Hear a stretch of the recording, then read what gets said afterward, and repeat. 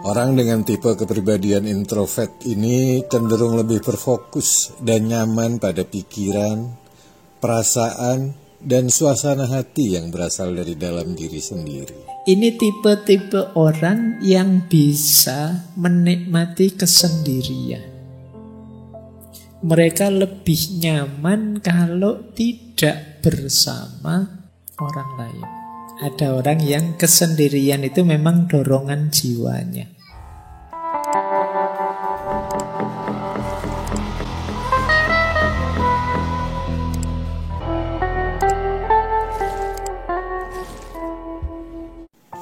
Introvert adalah tipe kepribadian yang bertolak belakang dengan ekstrovert. Orang dengan tipe kepribadian introvert ini cenderung lebih berfokus dan nyaman pada pikiran, perasaan, dan suasana hati yang berasal dari dalam diri sendiri. Karena itu, introvert seringkali disalahartikan sebagai pemalu dan suka menyendiri. Sebenarnya setiap orang memiliki unsur introvert dan ekstrovert pada dirinya masing-masing. Akan tetapi ada orang yang lebih didominasi oleh kepribadian introvert dan ada pula yang lebih didominasi dengan karakteristik ekstrovert. Mengetahui apakah diri kita termasuk introvert atau ekstrovert bisa dibilang cukup penting. Selain kita lebih bisa mengenal diri sendiri, mungkin juga bisa membantu kita dalam memperoleh dan memusatkan energi hidup kita dengan cara yang lebih tepat dan efektif. Ini menarik. Ada orang yang punya dorongan jiwa atau kecenderungan jiwa untuk lebih suka sendirian. Kita menyebut orang semacam ini namanya orang-orang introvert. Dia lebih nyaman, lebih bisa menikmati hidup dalam kesendirian. Orang-orang yang jenis ini itu justru lebih nyaman dalam kesendirian. Kalau kita gelisah kalau sendiri, orang-orang semacam ini itu lebih senang sendiri. Hadirnya yang lain itu merepotkan saja. Nah, kita lihat ya, saya tidak tahu teman-teman ada di sini apa enggak. Yang pertama begini, kalau teman-teman merasa berinteraksi dengan orang itu capek, lelah saya Pak melayani teman-teman itu. Nah, itu kemungkinan kita ada indikasi ke sana. Karena orang yang ekstrovert itu senang, gembira. Mungkin capek tapi dia bisa menikmati. Tapi orang-orang yang jenis introvert ini, dia merasa, alah, berjam-jam saya harus melayani tamu sebanyak ini, bikin capek saja. Nah itu teman-teman kok tidak pulang-pulang toh, saya mau tidur, saya segera ingin main game, saya segera ingin main itu. Nah itu kemungkinan introvert. Yang kedua, circle-nya kecil. Orang-orang yang senang sendirian itu biasanya circle-nya tidak banyak, temannya 1, 2, 3 dan hanya itu saja. Lebih suka menghabiskan waktu sendirian. Orang semacam ini self healing terbaik menurut dia ya di rumah, di kamar. Kalian kan sering ngajak, yuk healing, yuk jalan-jalan. Healing itu kan selama ini kita mengartikan kemana tuh kayak jalan-jalan kayak. Tapi bagi orang ini healing terbaik itu ya di kamar. Jadi begitu masuk kamar itu disitulah surganya. Nah, kalau ada yang seperti ini mungkin kalian ada jiwanya agak introvert. Jadi lebih senang di kamar saja. Kemudian tidak suka lingkungan yang berisik. Kalau ada rame-rame dia, alah apa sih itu. Tidak senang dia. Dan lebih tertarik dengan aktivitas-aktivitas sendirian. Nah ini indikasinya. Implikasinya kadang-kadang karena orang-orang introvert ini juga kan pasti bergaul meskipun tidak intensif. Seringkali orang ini, apakah teman-teman pernah merasakan ini saya tidak tahu, biasanya lebih suka berharap orang lain mengerti dirinya tanpa harus dia capek-capek menjelaskan. Jadi dia pingin, mbok ya temanku itu ngertilah aku. Jadi kok aku diajak jalan-jalan terus toh, ya aku itu pinginnya di kamar. Mau tak tolak itu ndak enak, mau tak ikuti kok ndak cocok dengan seleraku. Mbok yo ngerti yo teman-teman itu. Dia memendam rasa ingin dimengerti. Jadi kalau teman-teman yang hadir malam hari ini sering merasa begitu, orang-orang kok ndak paham-paham sih mauku ya, kok ndak ngerti apa yang aku inginkan ya, itu mungkin ada gejala-gejala ke sana. Agak introvert. Saya tidak ngomong jelek ya. Introvert, ekstrovert itu bukan urusan baik buruk atau dosa atau pahala dan siksa, tidak ada itunya. Ini gaya kepribadian saja. Jadi kalau teman-teman merasa capek dengan hadirnya orang lain, merasa orang itu tidak ada yang paham diriku, nah itu kemungkinan gaya hidup kita gaya introvert ini. Kemudian seringkali mikirnya terlalu lama ketika ingin memutuskan sesuatu. Termasuk ada istilah silent treatment. Jadi coba saya misalnya punya teman ingin menjauh dulu sementara, biar tidak terlalu terpengaruh tapi lama-lama terus jadi tidak akrab lagi sama temannya. Nanti ada yang jenisnya seperti ini. Diajak sangat akrab tidak mau, diajak terlalu intim tidak nyaman dia. Ketemu ya say hello, hai ada apa kabar, sudah makan belum, sudah selesai pulang. Jadi tidak detail-detail sampai akrab sampai gimana. Dia tidak nyaman dengan itu. Jadi ciri implikatifnya kadang-kadang mikirnya lama untuk bisa memahami orang, pingin yakin orang tidak membohongi saya, yakin orang mengerti saya, sampai akhirnya rasanya ya jadi tidak akrab lagi sama teman-temannya. Dan kadang-kadang kecewa dengan dirinya sendiri.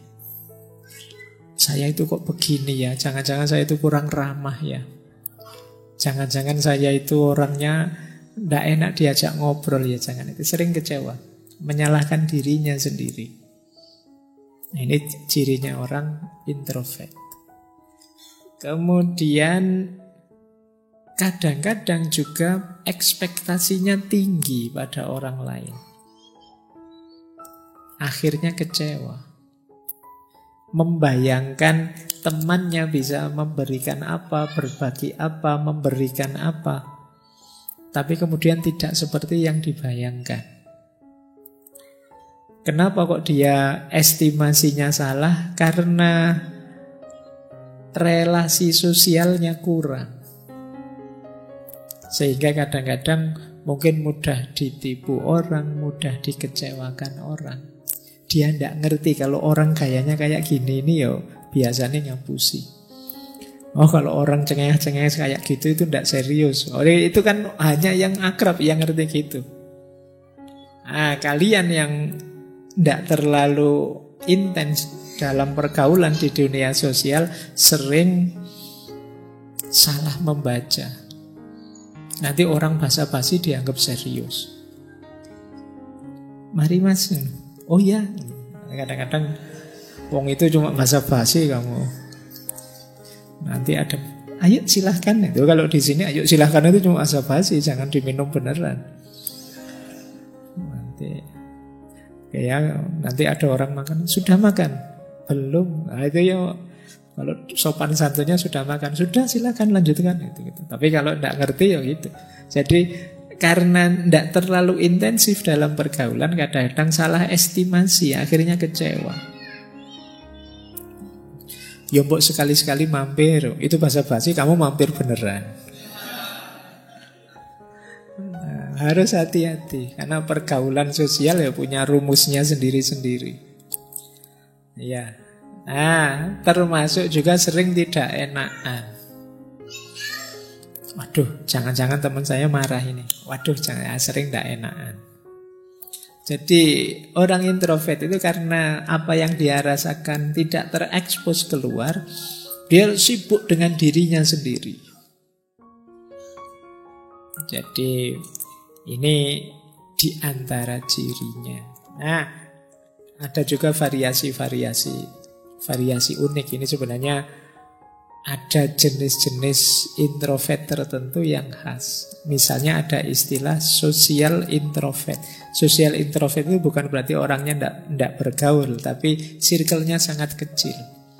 Oh, kalau sudah di circle-nya sih podo, sudah yo teriak-teriak, yo aktif ya. Tapi ganti circle diam dia. Nah, ini namanya social introvert. Kalau sama gengnya, wow aktifnya luar biasa, dia bisa jingkrak-jingkrak, dia bisa balapan motor dia bisa. Tapi begitu ganti circle, dia pendiam. Nah ini ada namanya social introvert. Mungkin kalian begitu. Kalau ketemu circle-nya di luar, wah kumat. Tapi begitu masuk circle ngaji filsafat, wah kok gini situasinya, kamu diem kayak orang soleh. Nah, ya itu social introvert namanya. Jadi kamu aktif hanya di circle-mu. Atau tipe thinking, pemikir. Berbaur sih bareng sama teman, tapi kalau sudah berbaur diam saja mikir. Kadang duduk di pojok sambil menganalisis, sambil itu namanya thinking introvert. Tidak bisa diajak ngomong santai, guyon-guyon. Pokoknya dia mikir, menganalisis sekelilingnya, nonton. Wah, ternyata kalau di kafe ini, ya itu mikir.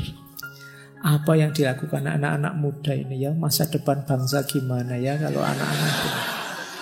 Jadi yang lain ngobrol sepak bola, ngobrol K-pop, ngobrol apa, dia mikir masa depan bangsa. Nah itu akhirnya dia diem terus mikir, ya Allah ini nanti di akhirat gimana kalau ditanya malaikat ini ya mikir. Nah, itu tipe thinking introvert. Ada yang jenisnya anxious. Anxious introvert itu orang yang cemas terus.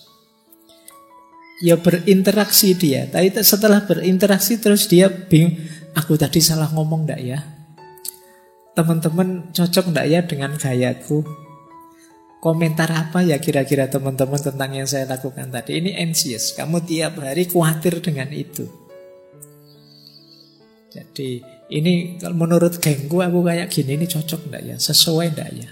Nah, ini namanya anxious. Kamu khawatir terus, khawatir salah, khawatir keliru, khawatir menyakiti, khawatir. Sehingga kecenderungannya kamu terus lama-lama jadi sulit aktif. Atau ada orang tertentu yang restrained. Restrained introvert itu yang tertutup sih sebenarnya. Ya seperti orang introvert biasa, tapi lama-lama kalau sudah cair, oh itu dia sudah bisa terbuka, mungkin ngalah-ngalahi yang ekstrovert. Jadi awal datang itu pendiam, nggak ngomong. Besok ketemu masih diem, hari ketiga, wah cerewetnya ngalah-ngalahi. Nah, itu restrained introvert. Baik, ini tipe-tipe orang yang bisa menikmati kesendirian. Mereka lebih nyaman kalau tidak bersama orang lain. Jadi orang lain mungkin bagi dia sifatnya mengganggu saja atau sekedar kewajiban-kewajiban. Kewajiban sosial, kewajiban budaya, kewajiban agama. Tapi bagi dia lebih nyaman kalau tidak ketemu saja. Nyusahi saja kalau ada orang lain itu. Nah itu bisa begitu. Kalau bahasanya Sartre itu mungkin hell is other people. Orang lain itu neraka bagiku. Tadi tidak ada orang lain, santai-santai. Begitu datang 5 teman ke kamar kos, sudah nge-lag sudah sinyalnya. Ya ini gara-gara ada mereka ini. Jadi ini gambaran tadi ya. Ada orang yang kesendirian itu memang dorongan jiwanya. Kita kan selama ini sering punya tesis manusia itu makhluk sosial. tidak bisa hidup tanpa hadirnya orang lain. Tapi ternyata ada juga orang yang menganggap hadirnya orang lain itu masalah. Bikin repot saja, bikin ribet saja. Jadi ada orang yang memang dorongan jiwanya, dorongan ingin sendiri. Saya akhiri sekian, kurang lebihnya mohon maaf. Wallahul muwaffiq, wallahu a'lamu bissawab. Wassalamualaikum warahmatullahi wabarakatuh. Waalaikumsalam warahmatullahi wabarakatuh.